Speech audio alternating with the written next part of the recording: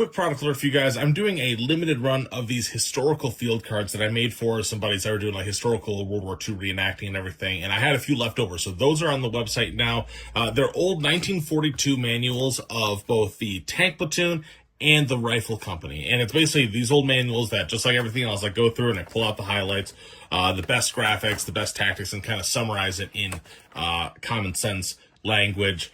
The tank one has a lot of really cool stuff about like exactly how they're going to use smoke shells, how to use the defilade, priorities for tank crews, lots of pictures, and I'll touch on that in a minute why it's interesting.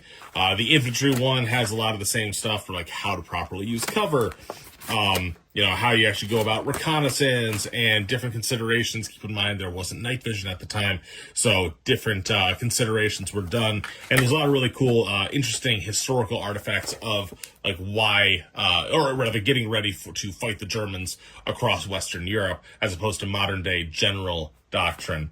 It's kind of interesting too, as I was saying, there's a lot of pictures in here. It's a lot more very simple.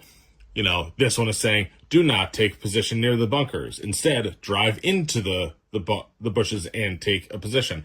A lot of like very much do this, don't do that. Do not loaf at the halt. Instead, inspect your tank.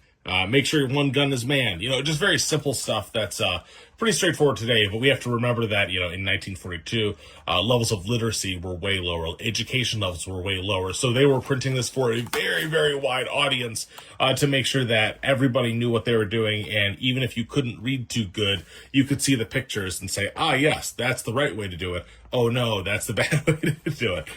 So yeah, just really interesting manuals. If you're a history nerd, you might get a kick out of these. So yeah, that's limited.